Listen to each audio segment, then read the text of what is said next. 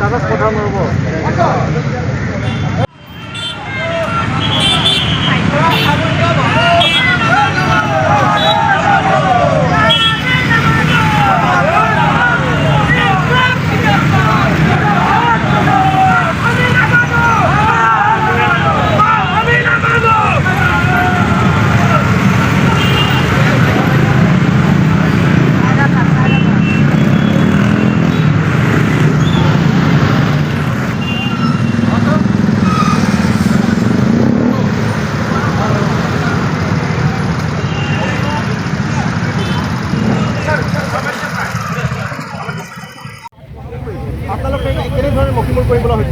সুদৰ্শন ছাত্ৰ সন্থা আৰু অসমৰ জনসাধাৰণৰ আন্দোলন আগবঢ়াই নিয়াৰ এটা নিজস্ব সত্তা আছে। সত্তাটো হ'ল শান্তিপূৰ্ণ অহিংসাৰ গণতান্ত্ৰিক আন্দোলন।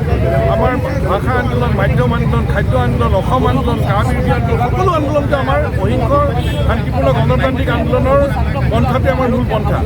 আৰু চৰকাৰে আমি দেখিছোঁ বাধা বিঘিনি দিবলৈ ব্যৱস্থা কৰিছে, কিন্তু চৰকাৰক আমি কঠোৰভাৱে সকীয়াই দিব খুজিছোঁ। আমাৰ ওপৰত দমন নচলাব, দমন আমি মানি নলওঁ। শান্তিপূৰ্ণ অহিংস গণতান্ত্ৰিক আন্দোলন চলিবই, আৰু শান্তিপূৰ্ণ অহিংস গণতান্ত্ৰিক আন্দোলন আৰু আইনগত যুঁজ, এই দুইটা যুঁজ আমি সামন্তৰালভাৱে আগুৱাই লৈ যাম। ইতিমধ্যে কাখন আইনত পৰিণত হৈছে, আইনী যুঁজ কেনেদৰে চলিছে? ইতিমধ্যে আমি সুদৰ্শন ছাত্ৰ সন্থা, তাৰপিছত সুদৰ্শন ছাত্ৰ সন্থাই অসম আৰু উত্তৰ পূৰ্বাঞ্চলৰ হৈ প্ৰথমখন আবেদন দাখিল কৰিছিল উচ্চতম ন্যায়ালয়ত, তাৰপিছত নেচো, তাৰপিছত অসম জাতীয়তাবাদী যুৱ ছাত্ৰ পৰিষদৰ আন বিভিন্ন দল আৰু ব্যক্তি আৰু সংগঠনে দিছে। উত্তৰ পূৰ্বাঞ্চলৰ পৰা 53খন আবেদন কৰিছে, 50খন অসমৰ, 3খন হ'ল ত্ৰিপুৰাৰ। আৰু অসম আৰু উত্তৰ পূৰ্বাঞ্চলৰ এই আবেদনসমূহত সুদৰ্শন ছাত্ৰ সন্থাৰ পিটিশ্যনখনে লিড পিটিশ্যন হিচাপে উচ্চতম ন্যায়ালয়ে গণ্য কৰিছে। সমগ্ৰ ভাৰতবৰ্ষত 247খন আবেদন আছে।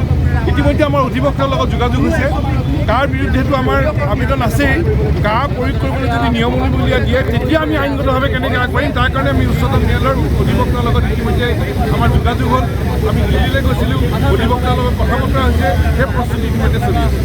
নিশ্চয়কৈ এয়া আছিলে সমুদ্ৰ কুমাৰ ভট্টাচাৰ্যৰ মত।